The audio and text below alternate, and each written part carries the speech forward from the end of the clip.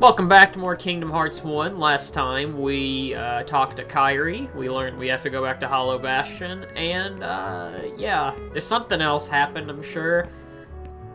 Sid's about to give us the gummy to, Yeah, this is where he gives you the gummy, so you have to go around to Hollow Bastion, because you can't go through it. For some reason, because otherwise the Heartless will eat up your ship. So we have to take a detour. Even though in KH2 you literally go to the world ends with you, not the world that never was. God, the world that never was Death Star and blow that up. To be fair, at least with that game, you don't really go to it with the gummy ship. You have to go through some magic portal. What even was that? Because, like, what do they say that portal was? It was like... So, like, in the digital world, they're like, so... I can't, like, I might be misremembering this, even though I play KH2, like, probably, like, once a year, but they go to the digital world where Roxas was, and in the data world was a portal to the dark world, if I'm remembering correctly. I think that's how it was. I think that was just there. It's the dark world, but it looks nothing like the dark world. It's just kind of like a realm in between, I guess. Purgatory, basically. It's basically, I think it's just the area of which they stop at before they, like, pass through to the other side. Do you think we'll go, like, I mean, I know as Riku, we're gonna go over the Realm of Darkness, obviously, but do you think you'll go to the Realm of Darkness as Sora in KH3? Probably not, I don't think he's gonna touch that. It wouldn't really... Well, he technically has been on the Realm of Darkness before, yeah, now think about it, so...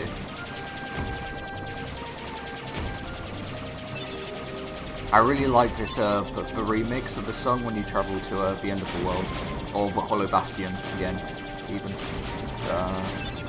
I think you play this song in Ice Cream Beat and BBS. I think it's one of the songs you have to do. I hate that minigame so much. It's even worse, like I tried to do all the minigame like stuff, but I was like, fuck that. I did half of them. Can we agree that BBS has the worst minigames in the series? Like, is that arguable at all? Or what? Okay, here's a what do you think has the best one? Like the best minigame? I was gonna say the worst minigame is Chain of Memories and GBA Com. That is easily the worst. That's the one where you have to like lock onto Pooh and he slowly follows you around, like GBA Com, and it's so fucking boring. The best ones. I really like KH2s. I think KH2 is the best minigame. So my favourite minigame is the one where the honey slider one.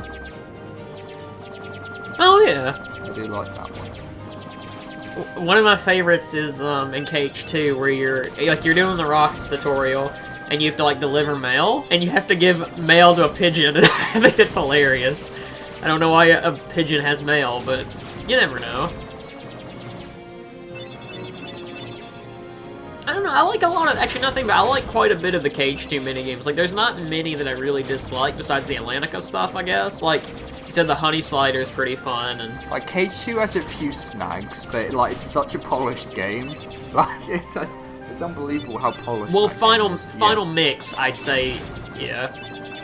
Vanilla 2 has quite a few problems, but... Well, the original ones didn't have problems in terms of polish, it had problems in terms of content. That's the problem with the original KH2. It didn't really have, like, it had a few balancing issues, but, like, I wouldn't say that's a lack of polish. I think that's a lack of balancing. It's always been a polished kind of series. The thing is, like... I think that's more of a Square Enix thing, to be fair, too. A lot of Square Enix games usually... Like, you look at, I guess, like, FF15, I guess.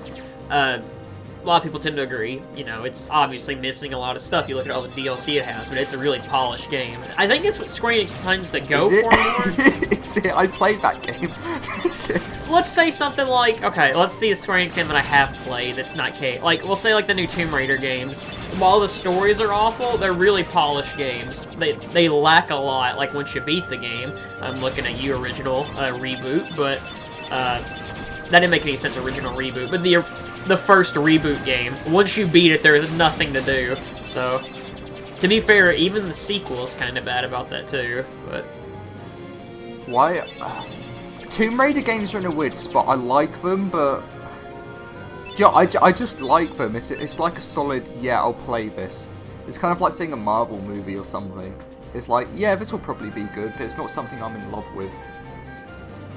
Okay, so I have a question. Could you ever see yourself, because I have this with the Tomb Raider games, where I like them, but I can't ever see myself ever really wanting to go back and replay them. Never, no, at all.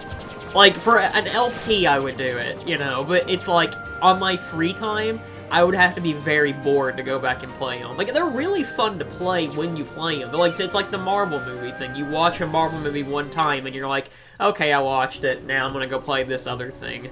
Or watch this other Marvel movie, so...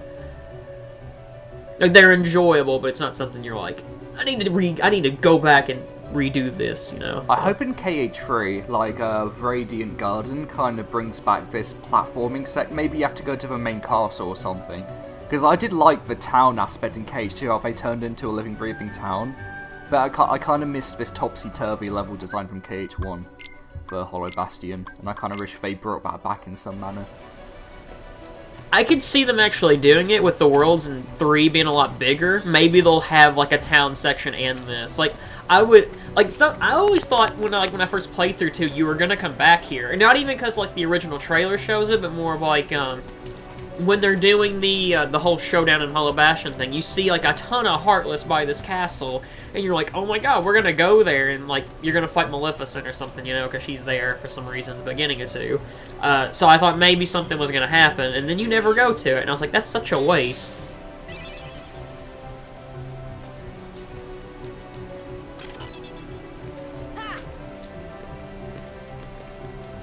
Oathkeeper's probably one of my favourite Keyblades to use near endgame until you get Divine Rose. I prefer to Oblivion in terms of, not in design, but in terms of like Keyblade usage, because it still has good strength, but you also get an extra MP bar from it. So I prefer to, I think Oblivion you lose one, so I prefer using this to Oblivion. I'm on the opposite side where I like Oblivion more, but it's purely design, I'm gonna be honest with you. I just prefer Oathkeeper because you get your extra MP. After that, I usually use Rumbling Rose once you it's Divine Rose. Rumbling Rose is the KH2 one.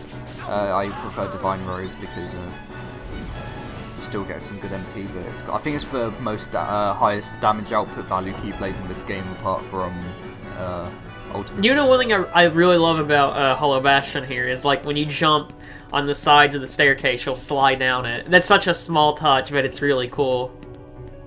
It's kind of like how in KH2, like, we're talking about how polished KH2 is, but, like, Decisive Pumpkin has the best damage output in terms of, like, combo potential, because I think it gives you combo plus. So it's like, objectively, the best Keyblade in KH2. Like, it's better than Ultima, it's better than, like, Fenrir and all that. And you get it like pretty early on. You get a second visit, so like you can get the best Keyblade pretty early. And we were kind of talking about this. I think it was yesterday. It was in the Discord chat about 3 having like multiple, like you'll visit a world a second time. Would you want that? Like, okay, do you like the second visits in 2? I do. I like them. Yeah. Because I've seen quite a few people who were kind of on and off about it. I wish kind of they balanced it. It depends, because you can either front load it all at the beginning, but then you get problems like Deep Jungle where you feel like you're there forever. At least if you split them up into 2 visits, you can kind of get 2 stories, and you don't feel as burnt out on one world. That's how I always saw it. I agree and disagree to an extent. I like the second visits, but there are definitely some worlds that I don't think need second visits. Like, for example, Port Royale, where the second visit's awful, and it depends on the world, because some of them make sense where it's like, okay, I can understand because there's unfinished business here, but a lot of the worlds are more so, this is just here to kill time, I think. Like, particularly, I'm trying to think of an actual example of the, like, the Port Royale is the obvious one. I like the boss. The bosses are, I like the bosses because you get this cool little scythe and you smack them with it, and that's cool. But, like, I don't like the whole coin collecting thing. I hate that. There's one like nobody. I think it's the, I can't remember the name of it. It's one of the Luxord's guys, the Gambler or whatever. You know, like, you get such a tight time limit to get its coin. It's like near one of the passes where, like, the Isle de Murta or whatever. And, like, you have 10 seconds to get that coin, and it's really annoying to get. I'm trying to think of an actual like. I actually like the second visit for Tron. I think the Tron one's the whatever best one. Like, that's my example. I think that's one of the best second visits in the game. Just because you get to fight the MCP. Didn't you say the MCP is like ridiculously difficult or something on critical? Yeah, because yeah, on no level 1, on level 1 he's ridiculously difficult. Oh, okay. Because like you know, usually when you spam triangle and he like brings down those lasers, like you can just tank that hit usually in like any other difficulty. On level 1 about one shots you, so you have to like kind of like feather triangle, and as soon as he's doing that you have to like constantly dodge, because if that just scrapes you, you're dead. It's really hard. Would you ever do like a level 1 run of like BBS or something? No, it's not balanced for it. It's same with KH1. Like KH2's balanced with it because you do like good damage output. Like you do the same damage output, whereas like BBS you just do chip damage. KH1 you just get like, here's 20 HP, have fun. I don't think that's like I don't think that's fun difficulty. That's just unfair. Or as KH2, you can get like 2 or 3 hits before you die usually, and they balance that game for a level 1 playthrough, so it's actually really fun. Unlike this game where I did it. How far did I get? I think I got to like Traverse Town second visit on KH1. I just wasn't having fun, so I stopped it. So I think well, yeah, you know about this. So when 2.8 came out. When I was playing through DDD HD, I accidentally turned on the, I can't think of what the ability's called, but it basically makes it where you have to do a level 1 run. I did this by accident, and I played through the first, like, world, I played through the first world of DDD on level 1, and it was an awful decision because DDD is not, it's like you said with BBS, DDD is not meant for a level 1 run at all. Like, you get to Hako Monkey, and it's not impossible, like, you can beat it, but it's so annoying. I also tried to do level 1 DDD, and I stopped even earlier. I got to Notre Dame, and I was like, no, fuck this. Fuck this. I don't know. Like, I think DDD kind of has the BBS problem. Like, your problem with BBS is how DDD is in me, where like, the more I play DDD, the less I like it. DDD's a game I think about, because DDD is like, I think it's one of the coolest concepts, and like, it's the biggest missed potential, I think, because like, I think about DDD, I'm like, I kind of want to replay it, because it's so cool, like, in concept, but you remember actually playing it, it's like, oh no. DDD has some of the worst world design, I think, too. Like, specifically, World That Never Was, as, I think it's Riku, is so annoying, because they have such a long... Yeah. Yes! And they throw so many, like, nightmares or whatever at you. It's the T-Rex, specifically, who gets on my nerves, because they'll chase you, and I'm just like, nah, I'm not a fan. BBS has that problem, too, with a few worlds. I'm trying to think of, what does that... Hollow Bastion in BBS. It has that, you know, there's that underground thing where you're going to, fight the Trinity, armor. Yeah. There's that long pass, and it's a massive room. There's that underground bit, and then you go up the ramp, and then you have to go there, and if you die, you have to start from all the way from the bottom. And it's annoying when you're playing as Terra and having to do that. And it's, oh god, I can't wait to record BBS in the future, just to, specifically Terra's story, just to shit all over him. I'm fine with, like, the Ven and Aqua story. Like, don't get me wrong, they still have the exact same kind of problems, but they're a bit more tolerable. With Terra, because he is not... He's literally a tanky character, and they give you so many bosses to fight where it does not work for his playstyle. I'm looking specifically at Ericus, who is not...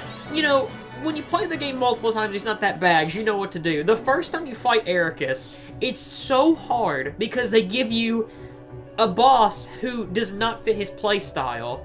And I'm not a fan. I do not like playing as Terra at all. He's the worst character, easily. Yeah. My favourite character used to be Ventus, but Aqua kind of grew on me.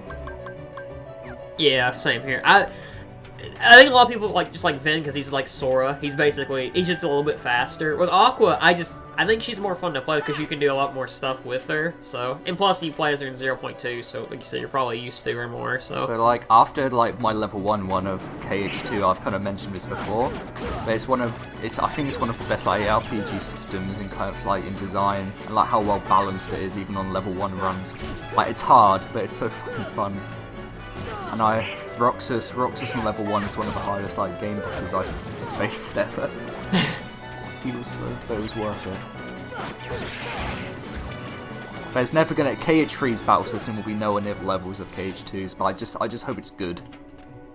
Like, I kind of accept that they're not gonna reach like the KH2 levels of fidelity in terms of battle systems, but I hope they make up for it.